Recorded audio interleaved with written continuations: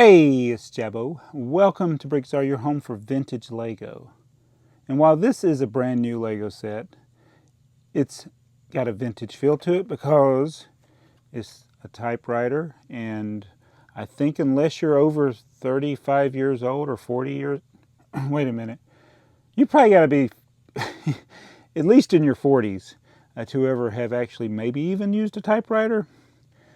I don't even think people type on computer keyboards anymore. I think most people use tablets and phones these days. I think it's a lost art, typing. So yes, Lego has made this typewriter. It's a Lego Ideas set. Steve Guinness designed it. Had a couple Lego designers that modified it, the design a little bit to make it suitable to Lego group's standard. I said Legos.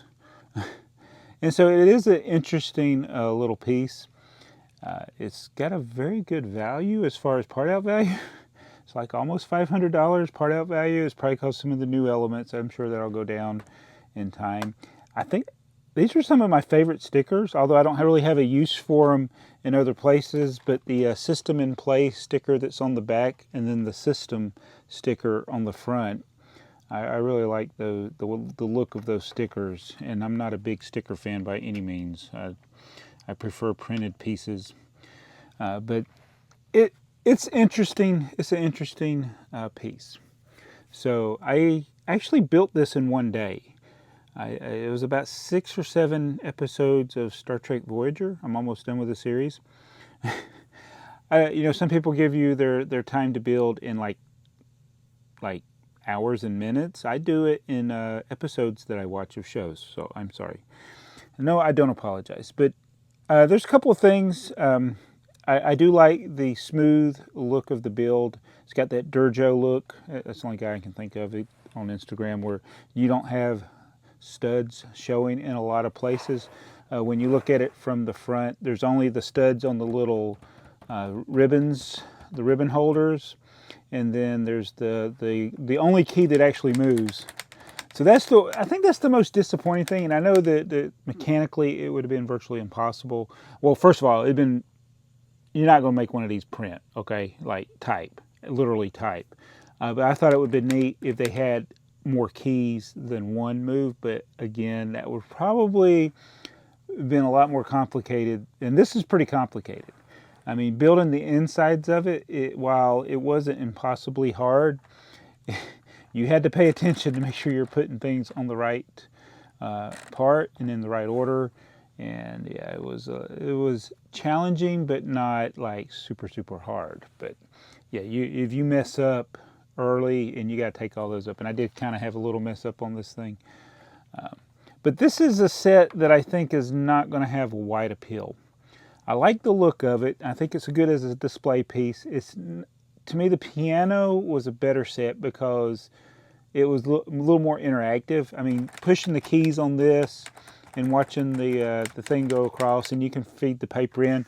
Now, I'm probably going to have to buy another one because I don't want to tear out one of these and put in there. So I haven't even tried it. I could get another notebook paper that's this size and put in there, I guess, but I don't want to tear out my book because it's the only one I got. So I actually thought about buying another one and then parting out all the parts and just keeping one of these intact and then tear out pages of another one. I know, it's crazy. That's why sometimes collectors collect 2 of things. They keep one intact and one to play with and abuse. So this is a great source of sand green, and this is a good, I think it's an excellent color choice. I should turn it around this other way. It's an excellent color choice for the set, and coincidentally, my sister didn't even know this set came out, and she posted on her Instagram a picture of a typewriter, and it was this color. Except for the keys, the keys were white. My sister's a picker. And actually, I got 2 sisters, brother-in-law, that are really into picking and antiques and such. And so she posted on her Instagram page a picture of a mint green typewriter. So good set for the part out value. In an interesting build, but I just don't see this one having the lasting appeal. Like, I think the piano, even though the piano is a lot more expensive, I think the piano might hold its value longer, especially since it's got the powered up. If they do updates to the music and stuff that you can do with the piano, this is pretty limited. This is what you get, and you don't pitch a fit. One thing I would like to point out, they did use paper. I think I still got mine in here. Yeah, they put the instructions in paper. This cardboard is almost like a mailer instead of the plastic. So I'm seeing a lot of the initiatives to go to paper. I guess eventually the numbered bags will be in paper. I'm interested to see how that goes. But I feel like this one has box bloat. And I should have compared, you know, like the potato chip bags, how things will settle. And then like you got this big box and then the bags are like to here. It just seems like the box is too big for the set. I just feel that way. I just feel like we got a bigger box than needed. I may be wrong on that. Tell me what you think if you've built this, but I don't think I just think it's going to be one of the least popular LEGO Ideas sets. So that's what I think about it. I think I did enjoy doing the video on my original channel, Jeppo37. My daughter came over and I wanted to see how she was doing with her German. Oh my, did I have this in the right place? Or does it go here? Oh, I don't even know if I don't think I had that in the right place. I don't care. So we did a video over there. It's actually probably more interesting than this one that I just did. But we messed around with the typewriter and she read the German in the book. I can't read anything else. I'm unilingual, whatever, you know. Oh, if you want to see an interesting video, if you're into history, the history guy did a video about the QWERTY keyboard and how that came about. So, yeah. So again, this is, like I said, I don't think this is going to appeal at all to the younger generation. And it's sad, but I think it's a really excellent design, a really neat looking piece. It just doesn't have the appeal. So how many times have I said that? I don't know. Yeah. So that's all I'm going to talk about in this video, other than this t-shirt that I'm wearing, which has nothing to do with a typewriter. For those that are long time viewers of the channel, which is going on 9 years. I mean, in December will be the 9-year anniversary of this channel.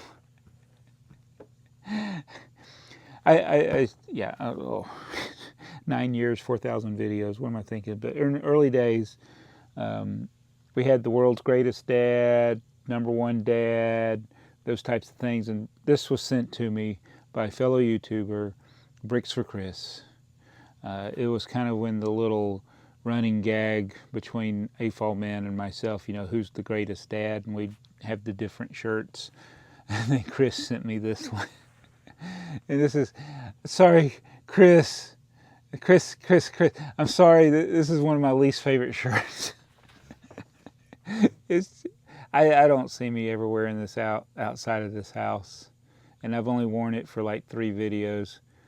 But I got one that Yoda can wear. Maybe he'll wear his later, because he didn't know how big TheyMightBeBricks was back then, so, and he sent me one. It was like way too little for him. Ended up being so, but yeah, I think Yoda can wear it, or So Stupid or something. But yeah, that's totally unrelated, but it's just amazing when I think about it.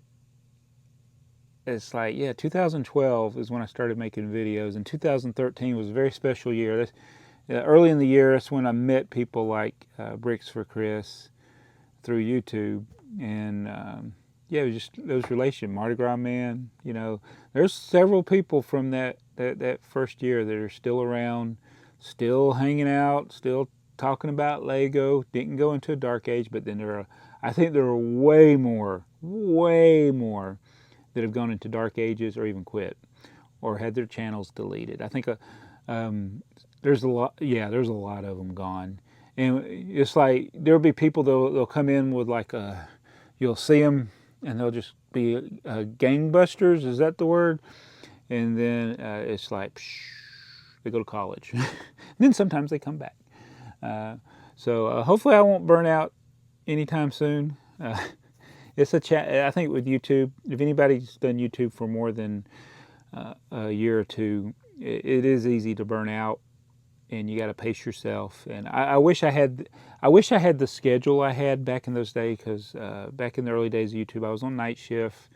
I didn't have to deal with traffic. I didn't have to deal with heat in the summertime, and I was able to more easily make videos, even though they were really bad quality.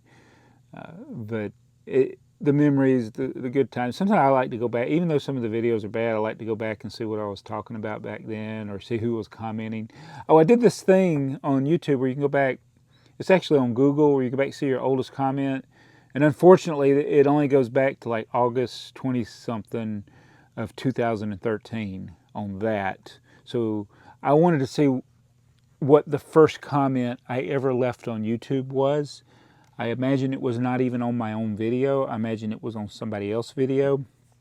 I wish I could find those, but I don't know how to search past 2013. So that, yeah, even though my original channel goes back to 2007 when it was created, and I don't know how to find old comments. And I don't think I commented or liked or videos back then in those days. I think I just watched stuff. But I was like, I want to know what the first thing I ever said on YouTube was. That was a comment. Don't know. It's out there. It's probably a video out there. But actually, there's so many videos that got deleted. It's possible that you know what? I'm sure I commented on the Turkish Star Wars videos that all got deleted. So that was one of the things I would always come back to, was the Turkish Star Wars. We're talking like the 2000 knots. Is that how you say it? Like before 2010? I liked watching the Turkish Star Wars. So I know for a fact that the channel that had the videos that I liked the best, because he had the commentary on the side. So you could watch the video and you could read the description, and it had the commentary about what was going in, and it was so hilarious. The commentary of what was going on in the video, and all those videos got deleted because it's copyright. But those are good old days of YouTube, just like this shirt. So even though this shirt is lousy, it brings back good memories. So thank you, Chris, for sending me this crappy shirt. And I hope you like this video in this Lego set. If you don't like the Lego set, that's okay. But you can't not like Bricks for Chris. So we'll see you guys. Bye.